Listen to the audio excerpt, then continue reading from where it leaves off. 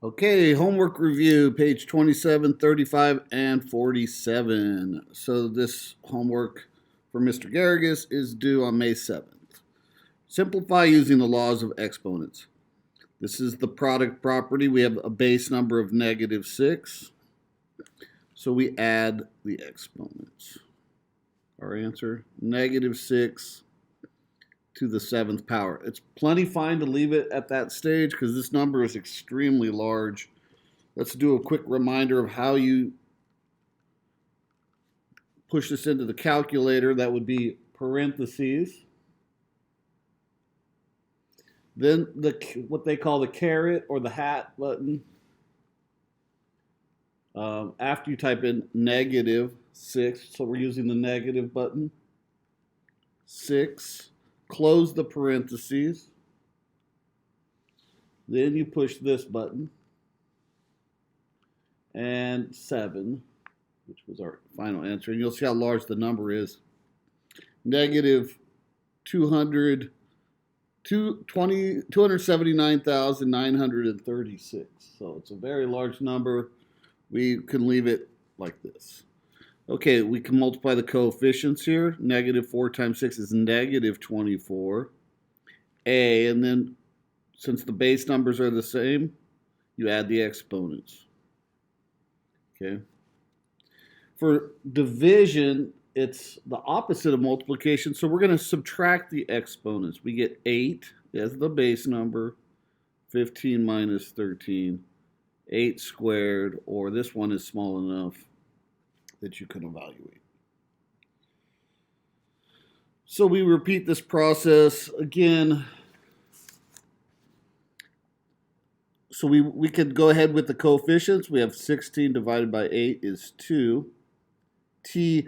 Now remember, t to the 0 is equal to 1. So that's not t to the 0. That's t to the first. So we want to subtract the t's, 4 minus 1. We end up with 2t cubed. You have those same situations in problems, for example, here. There's 1 6 here. Don't put 6 to the 0 because that's the value of 1. Now we're subtracting the exponents, keeping the base numbers the same. 4. This is not a coefficient. This is 4 to the 5th divided by 4 to the 4th. 5 minus 4 is 1. 5. 3 minus 2 is 1. 6. 2 minus 1 is 1. So we wouldn't write it with the ones. We'd write 4 times 5 times 6. If you want to evaluate that, it's 20 times 6, which is 60, and 60 is 120. Okay, so remember to keep the parentheses if you're going to do the parentheses with these negative numbers. -2 squared. It's very important. If you don't put the parentheses there and you type it in your calculator, -2 and squared, it's going to give you -4, but this is +4. -3. Remember, there's a 1 there, so that's 3. -3 cubed is -27. And this is -5 to the first. I wrote this out because two negatives, your final answer is going to be positive. I need to use a calculator to do this one. 4 times -27 times -5. 500, positive 540. 12. The table shows the seating capacity of two different facilities. About how many times as great is the capacity of Madison Square Garden in New York than a typical movie theater? Okay, you'd have to think you can either multiply or divide. And if you're comparing things in largeness scale, we want to compare Madison Square Garden to a typical movie theater. So the comparison is given here. You're comparing Madison Square Garden, so that has to go in the numerator. 3 to the 9th over 3 to the 5th. And so we're dividing. The base number remains 3, and we're subtracting those exponents. 3 to the 4th. Or 3, 9, 27, 81 times. Madison Square Garden is 81 times larger than an average movie theater. Here we have again, the processing speed of a certain computer is 10 to the 11th instructions per second. Another computer has a processing speed that is 10 cubed times as fast. How many instructions per second can the faster computer process? It's again likely to be a division problem here, of course, but you have a little house here, which means that this answer is available on your electronic book. So I would encourage you to go there to check your answer. The same with problem number 5. Page 35. We're going to use the law of exponents. And we had printed out all the laws of exponents. And you can see them here in your notes, available online. All of our exponent rules, we can review them. Anything to the 0 power is equal to 1. The negative property, where we change negatives to positives, we move it from the numerator down to the denominator, or vice versa. That's the negative property. We've already done the product property, where we add the exponents, and the quotient property, where we subtracted the exponents. That sheet has some really good examples for you. Add, subtract, multiply. That's where we're at now. If you take a power and raise it to a power, we have to multiply the exponents. And if there's multiple factors in there raised to a power, each factor gets the power raised. So we apply that power to a power property if there's a lot of, oftentimes you'll have a parentheses and you'll have multiple factors inside of the parentheses. So each factor receives the power. And then you could apply the power to a power property to each factor. Same works for division. Again, I encourage you to go to your Google Classroom and look at the notes, the finished notes. So we're raising powers to a power. The rule says to multiply. So the base number stays 4. And we have 2 times 3. So the final answer is 4 to the 6th. You're not adding these, you're multiplying. So you get 5, not 5 to the 6th, 5 to the 9th. And you can do them for variables. H, 4 times 9 is 36. If you see powers raised to a power raised to a power, if it's too complicated to do all that multiplication, we could take it one parentheses at a time. 3 squared is going to be 3 to the 4th. And then that's squared, so power to a power is 3 to the 8th. Okay. You see that in a situation like problem 9. Each term now, each factor needs to get this power. Now, this is not 6 to the 0, because 6 to the 0 power is equal to 1. This is 6 to the 1st. So we're going to be multiplying. 6, 1 times 3, A, 2 times 3, B, 6 times 3. So you end up with 6 cubed, A to the 6th, B to the 3 times 6 is 18. 6 times 6 times 6, 6 cubed. I do 6 caret or hat cubed, and I get 216. To clean it up just a little bit more, 216, A to the 6th, B to the 18th. Be careful with these negative numbers. If the power is even, your final answer is going to be even. Here, if you have an odd exponent, this negative 3 to the 5th power is going to end up being negative. We'll look at both those situations. Remember, these are to the 1st power. So you end up with negative 3 to the 5th, parentheses, W to the 15, Z to the 40. Here we have negative 5, parentheses to the 4th, r to the 16, s to the 48. Now let's see what happens here with the -3. Now if I put the parentheses in and go -3, raise it to the 5th power, I get -243. I'm going to get the same answer if I do -3 to the 5th because my final answer needed to be negative. Now let's look at this, -5 to the 4th. Okay, we're going to use the parentheses, -5 to the 4th, positive 625. But what if I didn't use the parentheses? Let's see what answer I get. Oh, I get a wrong answer.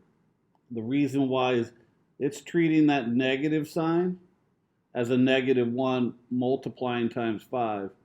And order of operation says it's got to evaluate the exponent 4 first. So it's doing 5 to the 4th for 625, then applying the negative. This is wrong. This is right. So it's very important that you use your calculator the correct way. This is positive 625, r to 16, s to the 48. And this, of course, we already discovered, -243, w15, z to the 40th. Number 13, you can see, again, has a little house here. That means this answer is available on your electronic book. A shipping box in the shape of a cube is in the shape of a cube. Each side measures 3, 6, c to the 6, d squared. Express the volume of the cube as a monomial. Well, what is each side? So remember, for a cube,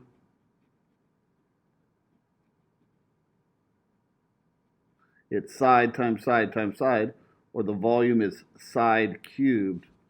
So each side is then 3 c to the 6 d squared, and then for the volume, that's the side, and then you have to cube it, so each power to a power for each one.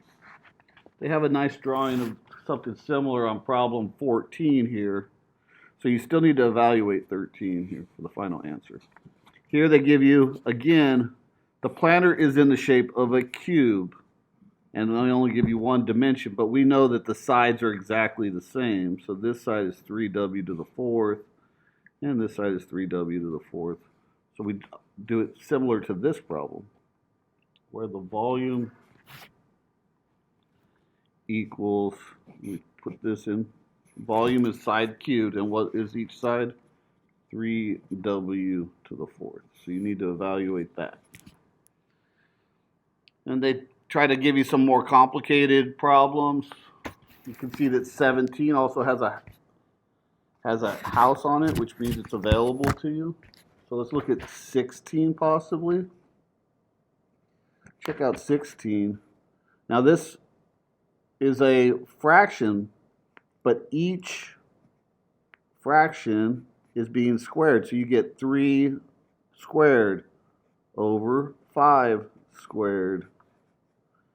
Okay, A, 6 times 2 is 12. B, 9 times 2 is 18. You can simplify this a little bit more.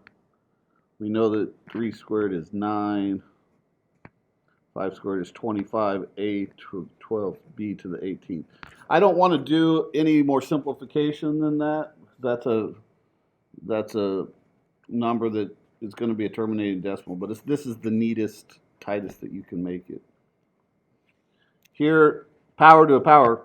It'd be faster to do the 2 times 3 here. So just for efficiency, I would 3x squared y cubed, and then you could do 2 times 3 to the 6.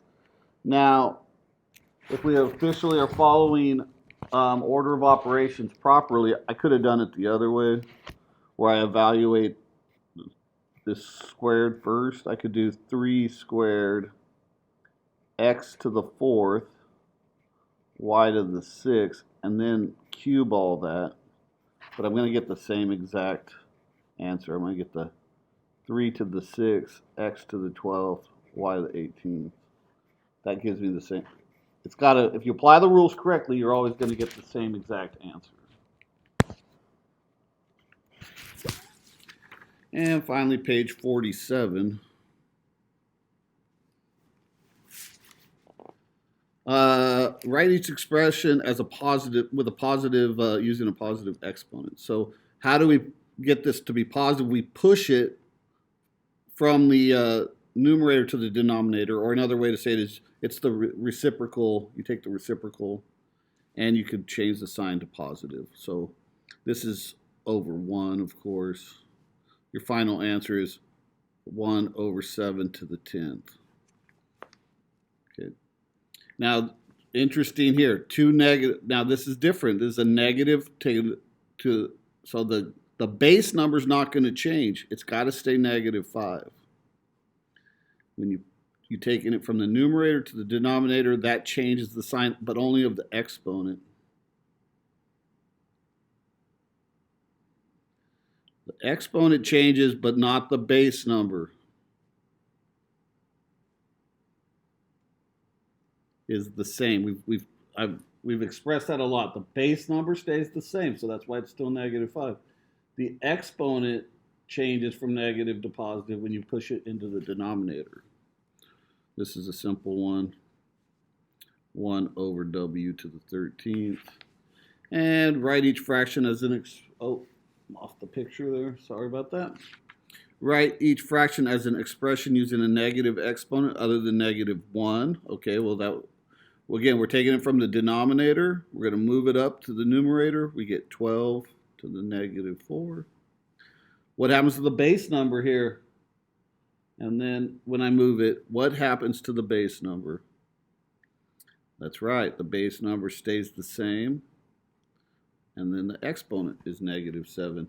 Now we can't use 1 here, so I have to recognize that another way to write 25, if I was to break down the number 125 using a factor tree, I get 5 times 25 and factor that. Fully factored, I get 5 times 5 times 5, which is 5 cubed. So I'm going to change 125 to 1 over 5 cubed, and now I have something other than -1 as an exponent. I got 3, so it's 5 to the -3. I need to do the same thing for the number 1024. I'm going to start factoring it. I'll use my calculator. 1024. Now, I happen to know that it's probably 2, so I'm going to divide it by, if I think of powers of 2, 2, 4, 8, 16, 32, maybe I'll try 16 here and see what I get. Okay, I get 64 times 16. That's 4 times 4. And then 64 is 4 times 4 times 4. I'm sorry, or 16 times 4, and this is 4 times 4. So I can rewrite the number 1024 as 4 times 4 times 4 times 4 times 4, or 4 to the 5th. So there you go. 1 over 4 to the 5th. And now I want to make it negative exponent, so I'm going to push it to the numerator, and I get 4 to the -5. All right, that's my placeholder for the page number. Okay, the table shows different metric measurements, right? Each decimal has a power of 10. Okay, well, we did a chart like this where we looked at the powers of 10. We did the number 10, of course, is 10 to the 1, and then 10 to the 0. Remember, that equaled 1. This was 10, so now we have 0.1, so that's going to be 10 to the -1. Because see how the decimal point's moving? Moving. So 1, 0, -1, 10 to the -2, 10 to the -3, and finally, this skips a few. 1, 1, 2, 1, 2, 3, 1, 2, 3, 4, 5, 6. 10 to the negative 6. Okay. An atom is a small unit of matter. A small atom measures about 0.0000000001 meter. Oh, wow. Write that as a power of 10. Well, let's count. 1, 2, 3, 4, 5, 6, 7, 8, 9, 10. So I would move that 10. I moved it 10 spots, but smaller, so that's negative 10. You're making things small. You're moving the decimal point. This, you've accounted to move it negative 10 decimal points. Okay, we have some simplifications. Applying our rules. 2 to the negative 3 times 2 to the negative 4. Again, you have different options here. The bases are the same. So you would add the exponents. That's one way to do it. 2 to the negative 7. As long as you apply the rules correctly, you could have done something other than that. You could have done 1 over 2 cubed times 1 over 2 to the 4th.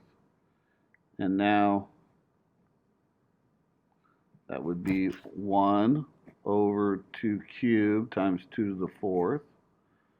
1 over 2, 3 plus 4, and you still end up with 1 over 2 to the 7th. So there's no linear way that you have to do this first, second, third. You have to apply the rule correctly. That's all. So again, you could add these together. Negative 5 plus negative 2. As you get better at this, you can start doing a little bit more in your head. Again, there's a house there that's available online. Here we have the 3, and this coefficient is a 1, so 3 times 1 is 3. A, remember that's to the first power, 1 plus negative 3. You got some difficult addition here. You could use your calculator, but you should be able to add integers together now. A to the negative 2. You're almost done. You could simplify this further and make it 3 over a squared to fully simplify it. Here we have division going on, so this is an interesting situation. Y is the base number, negative 6, but it's division, so you subtract. So that's y is negative 6 plus 10, y to the 4th. There was another way you could have gone about it. Let's say at the beginning you could have made this y to the negative 6 times y to the positive 10, because you can move it up, change the sign, and now you're negative 6 plus 10, get the same answer, y to the 4th. Okay, so we have one more page to do on another Edpuzzle, and then we'll have that turned in due next Friday.